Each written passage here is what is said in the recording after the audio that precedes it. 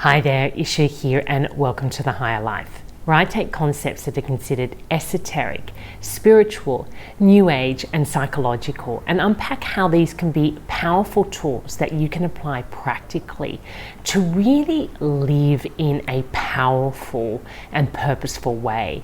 Because as human beings, we really have this craving to use our energy correctly and to facilitate a world that works for all. And the work that we do here at The Higher Life has that one agenda: to create a world in which we all can thrive, all life, that also celebrates our uniqueness and allows us the opportunity to use our creative energy in a way that is joyful and effortless. And in today's lesson, I'm going to talk about a very key component to this, and that is called emotional freedom. What is emotional freedom?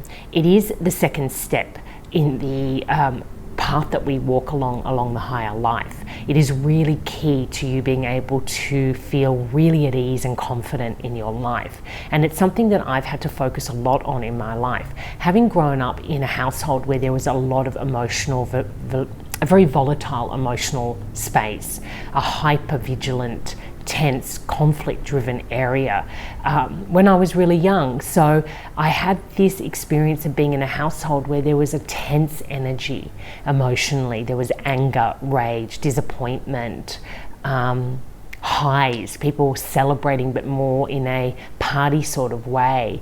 And this created a kind of energy pattern in my system that felt very familiar. And it's something then that I reproduced as I went into my teenage and adult years. I sought out the high life, partying to excess, indulging in drugs that took me into really heightened states. And some of those heightened states opened me up to really big sources of wisdom in my life, but they also were dangerous. I like to go to the very edge of my mind and my emotions and see what would happen, and that is a dangerous path to walk. But it was also familiar for me, being in a really heightened experience. It felt normal. I sought out unconsciously dramas in my relationships with friends at school, but there was another part of me that just sought this silence, this stability, this simplicity, this just wanting to be present and available to myself in my life and others, and finding really simple joy in just being here with people, being alive with no agenda, no pressure.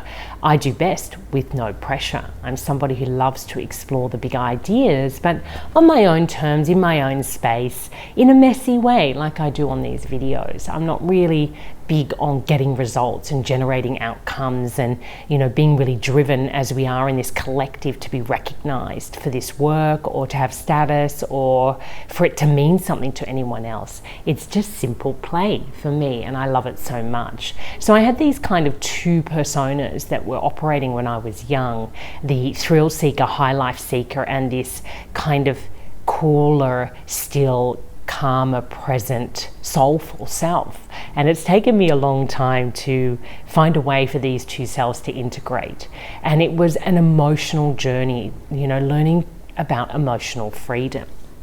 So emotional freedom, put simply, is when you've learned to master the emotional realm so well, you are a master, that you no longer lose yourself into emotions. Rather, you're able to observe how emotions arise in us and how they fall away without your mind triggering you to act in particular ways that fuel the world that this emotion is asking you to invest into. So put simply, anger is a really big one. Anger may show up in me, and yes, it may have been triggered by particular conditions in my day-to-day in which I felt threatened, or I felt that my boundaries, I'm not a big one on boundaries, but in some way my space had been violated. There's all these different animal instincts we have within us, these patterns that have us feeling threatened by other humans, by conditions, and that we may not necessarily actually be under threat, but these are old patterns that arise out of our early experience of being human that are very strong and primal. So when somebody says something or does something in which our space feels violated, those primary primal patterns get triggered. And anger, we know that they've been triggered because we have this sensation of anger that comes up. Now, if we're not aware of all of the things that I've spoken to right now, that anger is a pattern of energy that arises in us, that it is primal and old and reacts to a potential threat that in our modern life is often not valid. We are not going to be eaten by the tiger, and my colleague is not going to eat me, even though their behavior may irritate me, or I may feel that they, tried to put work onto me that wasn't my work to do. That's a big one, right? People not being accountable for their workload and then leaving it for you to be accountable for. So, being forced to take responsibility for another person's behavior, that can trigger anger. And there's a wisdom to that. We need to know when to say no and push back. But that is done in a very responsive, thoughtful, considerate way. But what happens is when anger arises, we feel threatened, and we're not aware that this is a primal pattern playing out an archetypal pattern. Anger is an archetype. Archetypes are energy patterns. It's a shared collective understanding of a pattern that we have identified as anger that has us act out in a way in which we are being threatened. So usually we'll either aggress or retreat or freeze. We know these animal responses or reactivity patterns to feeling threatened, and anger is one where we usually either passively aggressively or aggressively push back. Okay, so if we're not aware of all of this, we will act out and become passive aggressive or aggressive in that situation, and that will probably then fuel even more anger into the system, and it often happens through relationships. So emotional freedom is our capacity to be aware of how those patterns operate in us, how they trigger a mental pattern or belief that we are being threatened. If we buy into that, then that mental pattern fuels particular actions that we take that then have us acting in a manner that will create a response in the other person or out in our world, in life. Energy feeds energy. So if we are fueling the anger energy, it will just create more of that energy. So being free from that process means that emotions no longer hijack us and have us behaving in ways that are harmful to ourselves and to others, that hijack our peace, our stability, our calm and coolness, that take us away from being accountable for our own experience in life and have us blaming other people or blaming ourselves. We all know these patterns very well, but we rarely identify emotions as archetypes. And I think this is the most powerful portal into emotional freedom. When we understand that an archetype is an energy pattern that operates in the collective that we can identify and share as a thing that we all know and share, then in a way it becomes an archetype. So if we understand emotions are energy in motion, patterns, and those patterns are archetypal, then anger is an archetype, jealousy is an archetype. And we know that these are because when we watch theatre and film or any type of artistic process where archetypes are a key part of storytelling, we know that there is the jealous husband, for example, the jealous wife. That jealousy is a pattern. The way that person behaves when they're jealous, we all understand that, and that is why it's used in storytelling, because if we say the jealous husband, the actor knows what to do to manifest this jealous husband on this show, and then let it go and just return to being their normal self. They get into character of the jealous husband, and therefore jealousy is an archetype that we all can identify. Now, what I love about calling a emotion an archetype is it kind of cools it down and allows us to observe it in a way that is more difficult when we say, what is anger? It's hard to dissect anger and to know what it's hoping to empower in you when it shows up. But if you say, okay, this is the archetype of anger, you can start to study, what is the pattern of anger? How does it show up in me on a regular basis? What does it have me believe is happening? Is this true? What is my go-to reactivity pattern when anger is in me? But the one that I love the most is it really helps us differentiate between the way that we conceptualize emotions and our relationship to them. We often say, I am angry, rather than I'm aware that the pattern of anger is moving through me right now. And it's really powerful, because when you say, I am angry, you've essentially surrendered into the emotion. You've given up your power. You've given up your capacity to be aware of this pattern moving through you and to actually have influence over whether you are going to listen to it, whether it's valuable, what it's asking you to do. You don't even think or have the space or oxygen to consider all those things, because you've kind of given up that power. You've become disempowered and just identified with the emotion. I am angry, so I'm no longer Isha. Now I'm angry, and I'm going to act as anger, and I'm going to speak as anger, and I'm going to fuel a reciprocal anger in all the people that I come into action with.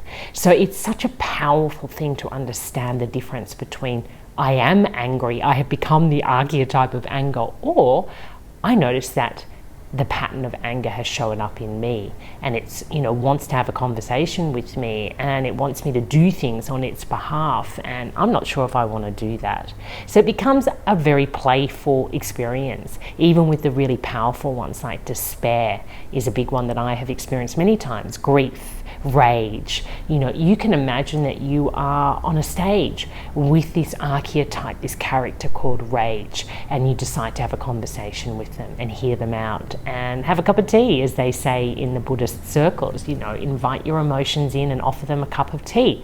But when you see them as an archetype, a character being played out in a story, I believe it's much easier to actually get into that headspace of having a conversation with this archetype. You could even give it a name or an identity if you want to.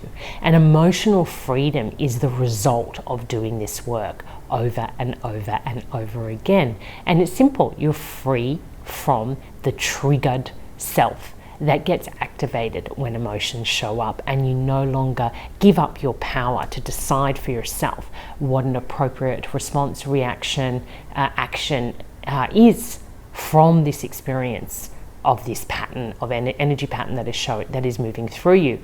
Now, a lot of the time when you do this work, you'll realize that the pattern that's showing up in you has nothing to do with you or your conditions and doesn't need any action to be taken. It is common to walk into a space and experience an energy pattern, an emotional energy pattern that is in the space or in the room, just like I did as a child in my family system. That energy pattern of rage or anger or disappointment were present in the room. But as I was a child, I felt it inside me and I didn't understand where it was coming from. So of course my mind would make up stories to help me try to work that out, and I didn't have a guide or a teacher around who could help me understand that I was just experiencing what was in the system, systemic intelligence, and it's got nothing to do with me, but I can take time to really feel what that feeling, that energy pattern is like when it's in my system, and get familiar with it and learn tolerance. We need to learn how to cultivate tolerance for these energy patterns that move through our system, because they are powerful sensations and they can be very uncomfortable. Like doing yoga when you're in and that's why I love yin yoga. Yin yoga taught me to make space for my emotions and the discomfort that they create at a sensation level, so that I could actually build a tolerance to that, so I could sit with the emotion for long enough for it to either dissipate and me to realize that it's not something I need to pay attention to, or to have that patience to really sit with it for long enough to understand, what the insight is or the wisdom that I might want to extract from the experience I was having at the time that emotion showed up for me. So emotional intelligence, it begins with identifying emotions. Lots of us don't even know what we feel. Becoming more familiar with the pattern, the energy pattern of that emotion, how it shows up, what triggers it, what it says to us, what it asks us to do, how it fuels a similar reactive pattern in whoever we're in relationship with.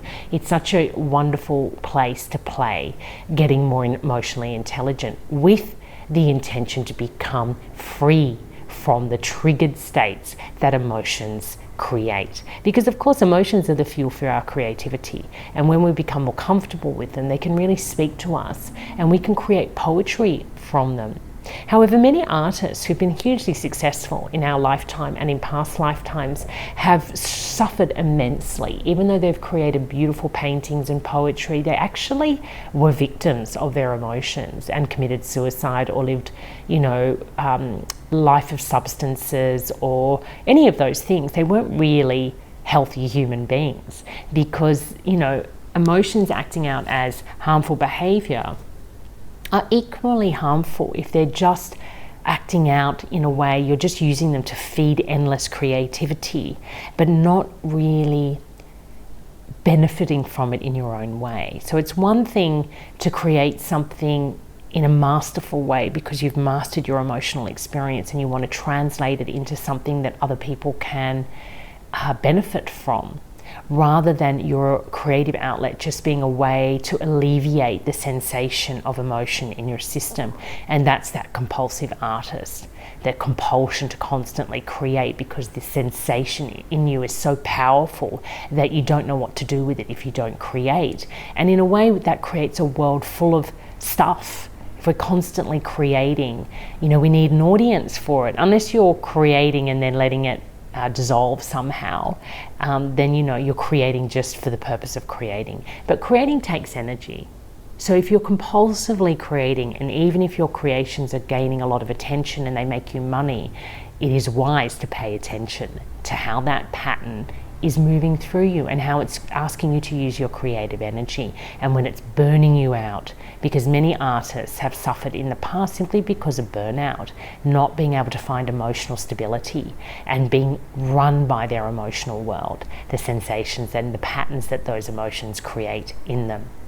So I'm going to keep it to this today because it's a big topic and it's one that we do a lot of work on at the Higher Life Academy. Emotional freedom, it's key to being able to live in a way that we all crave, that is truly empowered and no longer at the mercy of the highly volatile world that living as emotion creates. So I hope this has been helpful. Until next time, take care and love life.